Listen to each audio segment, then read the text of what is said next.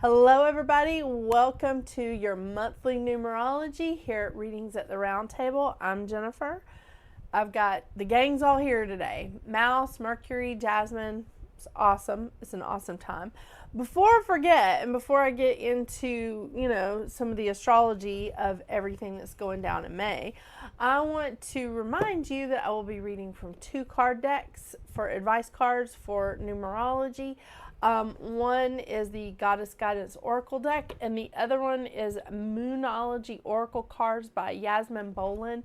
Fantastic cards. These are so awesome that I actually read from the book. They're so good. Yeah. So, let's get into May. Are you ready for this? Let me tell you, it's been an interesting April for me personally, but I'm just putting my office back together so that I can record this video after taking it completely apart because my husband was putting up light fixtures and a ceiling fan, which is fantastic, but still can't put up the light fixtures. That's a long story. But everything is not completely put back together because after I took everything apart, I was like, I think I really want to rearrange this. I am not currently my husband's favorite person. But that's okay, right? It's just, there was some things that I just wanted to change up. Venus and Mercury were direct, so I thought, whatever. But yeah, I made a huge mess. Huge mess that I'll be cleaning up forever. But I do like tidying up. I do like putting things in their place. So that's what May looks like for me, to be honest with you. But May for all of us, this is fun. It is. It's a good time. So we really start off May with May the 4th be with you on May the 4th. I am a Star Wars fan. I think we've met, right? Also, Pluto goes retrograde on May the 4th and is retrograde until October 13th. On the 5th, of course, we're all celebrating Cinco de Mayo. Love that. On the 10th, Mercury moves into Taurus. Mercury's really moving around a lot this month. We start out the month with Mercury in Aries. Mercury is moving into Taurus on the 10th, and there's another shift yet coming for Mercury. On the 11th, we have the U.S. Mother's Day. On the 12th, we have the full moon in Scorpio that hits its peak at 12:56 p.m. Eastern Standard Time. On the 20th, we have the sun moving into Gemini. On the 24th, we have Saturn moving into Aries. And really, we're seeing a lot more of the party is in Aries during this period of time. For the past couple of months, the party has definitely been in Pisces, but now we're seeing everything shift over to Aries. Oh, yeah. On the 25th, here's Mercury's next shift. Mercury moves into Gemini on the 25th. On the 26th, we have a new moon in Gemini that hits its peak at 11:02 p.m. Eastern Standard Time. It's also Memorial Day in the U.S. Yeah. So again, just loving this. Loving that the party has moved from Pisces to Aries. Let's keep things going, keep things up, right? So we end the month with 4 planets in fire, 4 planets, including the sun, in air, 2 planets, well, that's including South Node, which is technically not a planet, in Earth, and only North Node in water. So we've got North Node in Pisces, we've got South Node in Virgo, and Uranus in Taurus. So there's your Earth and water. In air, we have Aquarius, Aquarius is hosting Pluto, which is retrograde. And then we have Jupiter, Mercury, and the sun in Gemini. For our fire people, we have Mars in Leo, and we have Saturn, Neptune, and Venus in Aries. So Saturn's going to be in Aries for a couple of years, and Neptune's going to be there for the next 14. Well, okay, these guys are going to retrograde back into Pisces for a minute, but they are going to be Aries is going to be their home. They're just going to step back, check out Pisces for another minute before they keep going forwards. I know, later this year, because I think Neptune doesn't go retrograde until June, July, maybe July or into June. I'll have to look it up. But, you know, we're getting closer to July every day. I'm so much fun. Oh my gosh. Okay, so I want to talk to you about the crystal of the month that I have chosen. So the crystal of the month is technically not a crystal, it's amber. And amber is a fossilized tree resin, typically like honey yellow or orange, but it also can be white, red, blue, green, or black. And blue is the most rare. Now, I am wearing my amber necklace. This has like several different colors in it. This is technically black. Here's the more red. This is the like honey orange color. And this, I believe, is considered the white. I don't think it's considered the green. But, some of you crystal lovers, you can correct me on this. That's fine with me. Please correct me when I'm wrong. So I've got several specimens here. I've got raw, polished, zebra, a zebra amber. I even have like an amber with like, I do believe that this was kind of put here, but it's so gorgeous. I had to show it to you. It is a moth in amber. Love it. So I do have that as an example.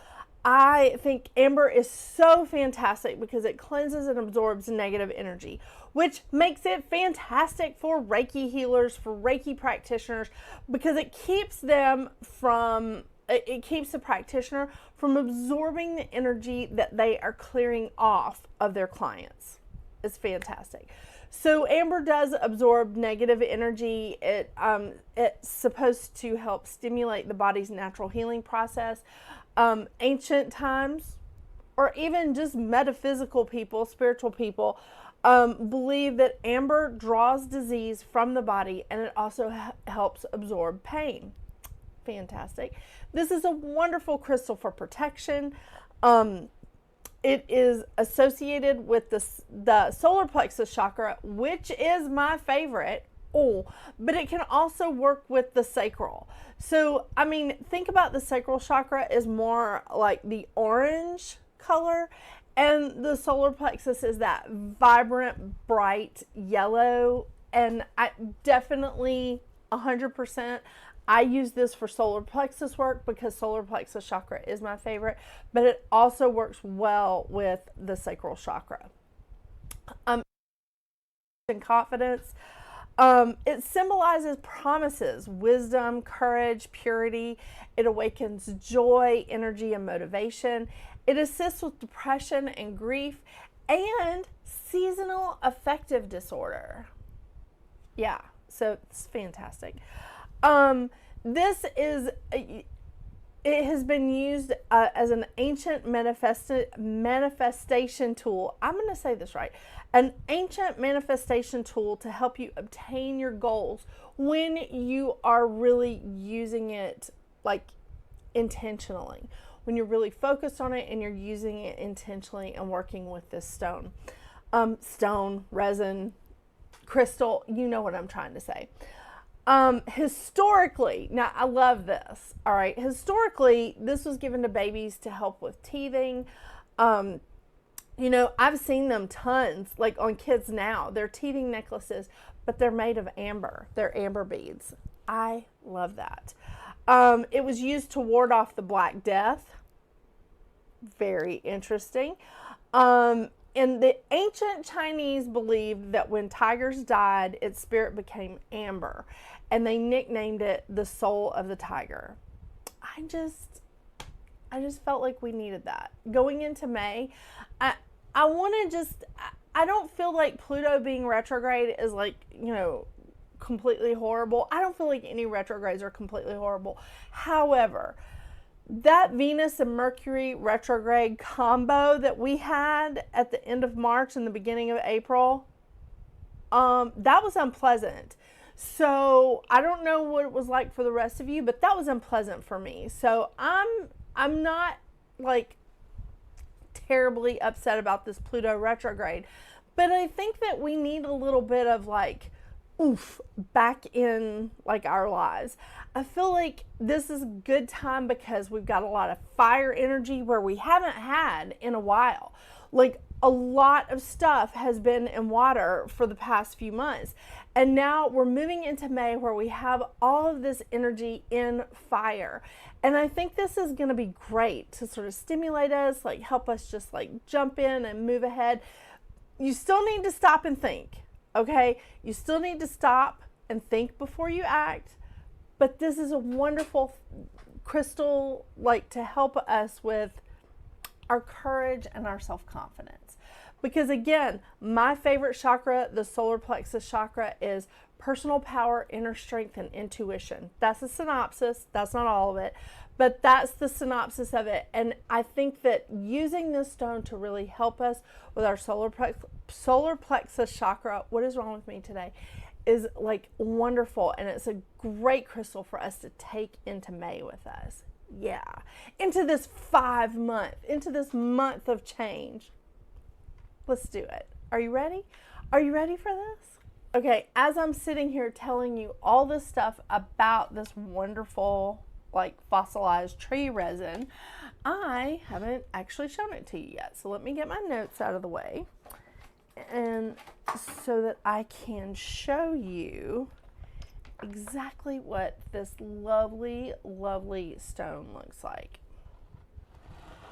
Okay, lots of different ones here, okay?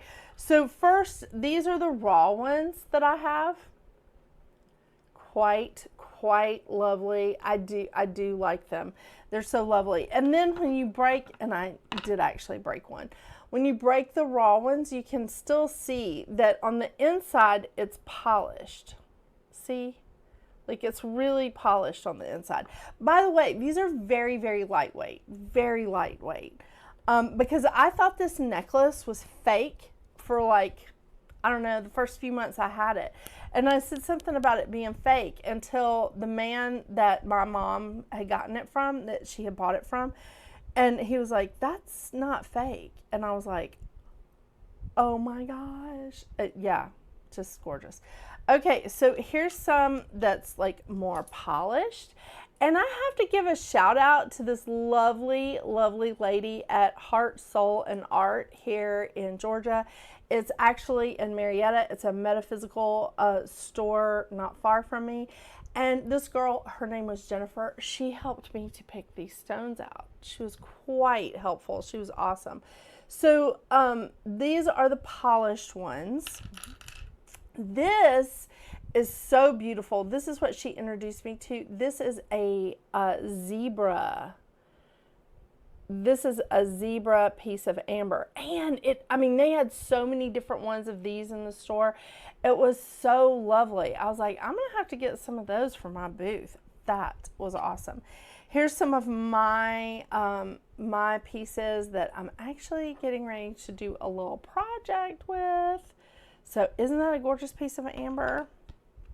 So they really do come in like all shapes and sizes and like colors. This is a fantastic example of it.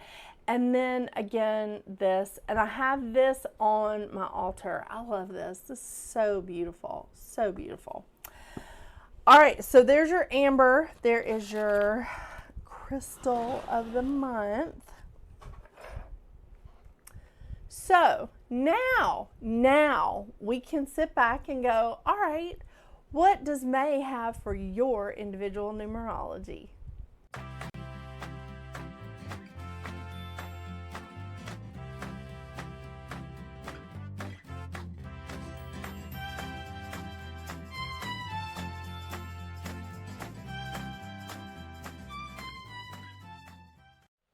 Hello, Life Path 7.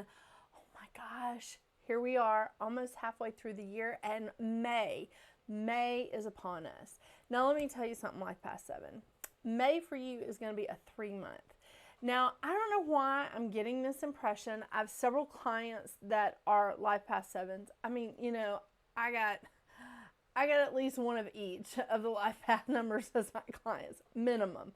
But I've been like thinking about the life path 7s that I've been talking to recently, and it seems like all of you, and I don't know what's going on collectively, that all of you have stuff going on in May. And so I think that with this month being a 3-month for you, this could be a busy month. So the 3 vibration is all about communication and self-expression. It's about being able to communicate your thoughts and your emotions openly, honestly, being able to speak your truth, which, I mean, again, life path 7, I don't think you tried to hide your light under a bushel. I don't think that at all. But I do think you try to, it's not like you avoid confrontation, but you do try to do it in the best way possible, which takes some effort. I think that's great. I really do. But communicating your thoughts and emotions, being able to speak your truth openly and authentically and truthfully, it may be just a little bit challenging in May. And I don't think it's just because Pluto's retrograde. I'm just like trying to feel like I got this intuitive thing going here, and I'm just trying to like look at it logically with the numerology, but also intuitively, because this is kind of what I'm picking up. Now, the mantra of the 3 is I am creative and vibrant expression, sharing my authentic voice freely. So keeping that in mind, this is a time of self-expression, whether that self-expression is in writing, in art, in speaking, in music, whatever it is that you're doing to express yourself or encouraging others to express themselves.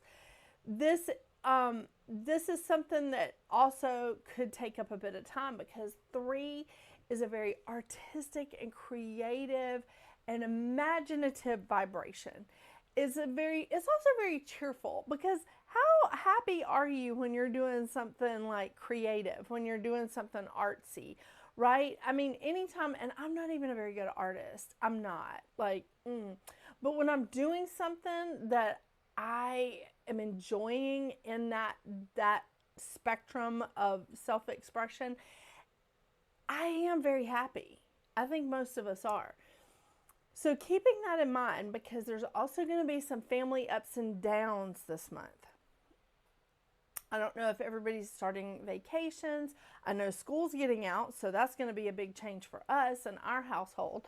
So this is I think that this is going to be a time when you do need to make sure that you're in a place where you can speak your truth, you can create, you can be in a place of self-expression, and you can be in a place of imaginative, creative, like just an artistic feel. And I do feel like this is just feeding into you and like that connection. You have a natural, like your whole life path is all about spiritual connection. It's a natural thing for you to want to know, like, how can you connect with someone else? How can you strengthen your connection to nature, to the universe, to your guides, whatever it is.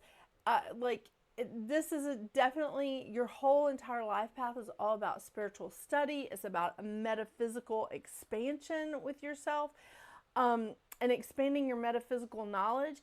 And that may feed into, this self-expression may feed into that a lot this month.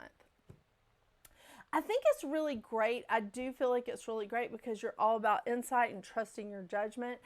And you're very philosophical. Love that. Love it. But I do think that you may need to take some time to rest in May, because there's a lot, I feel like there's a lot of things that you are analyzing. There's a lot of things that you're trying to discover.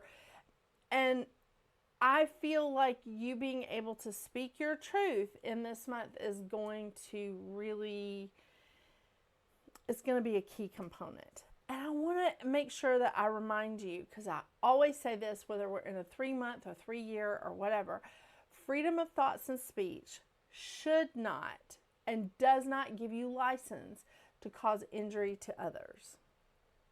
No. So the lesson of the 3 is communicating emotions openly and letting go of judgments of self and others. Because one of the bigger shadow sides of the 3 is being so judgmental of the self that it starts overflowing into other people. And then you start getting judgy of other people. That might be something you want to assess this month. That might be something that you want to sit back and analyze. I know. So this is a time that I do feel like you may need to sit back and go, okay, I don't know why I feel like I'm judging myself so harshly. Just step back, take a moment, and just be like, what's going on?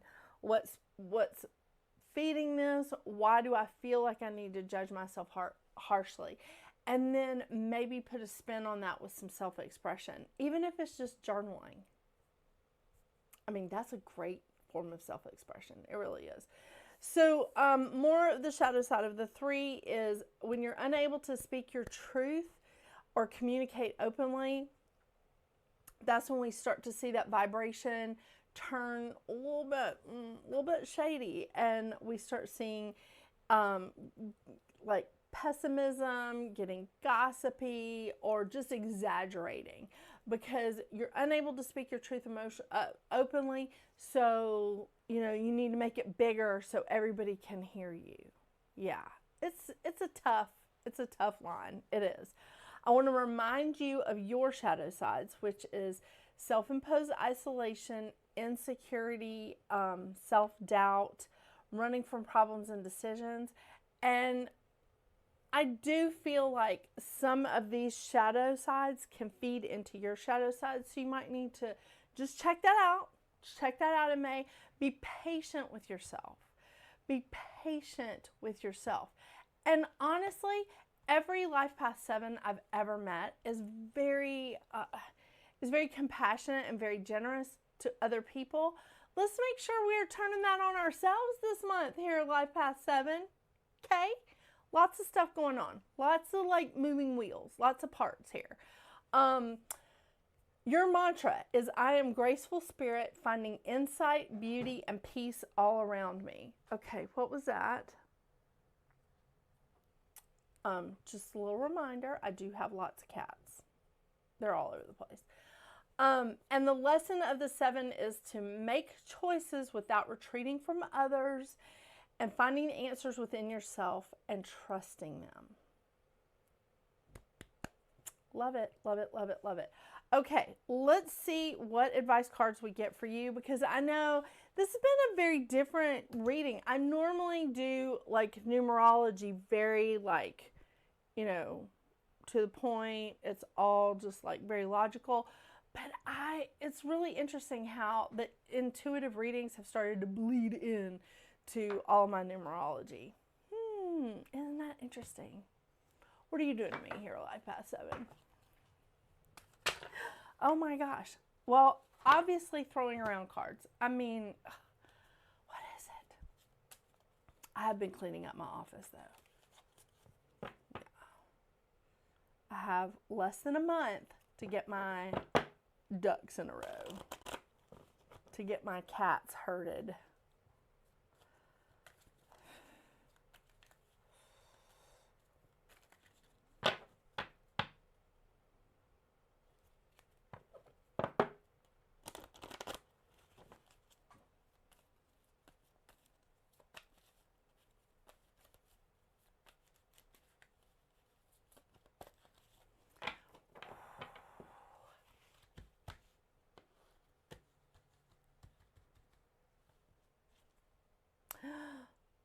Dana, High Priestess. I love this card. This is also the cover of the box. You have divine knowledge that can help others through your spiritual teaching. How much do I love that?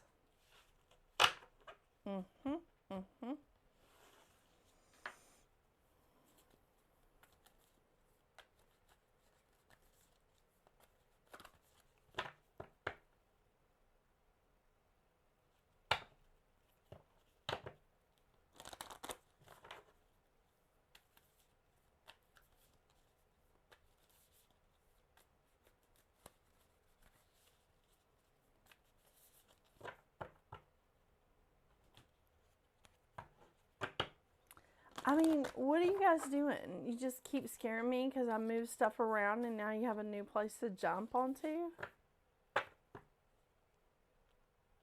Love them. Love the cats.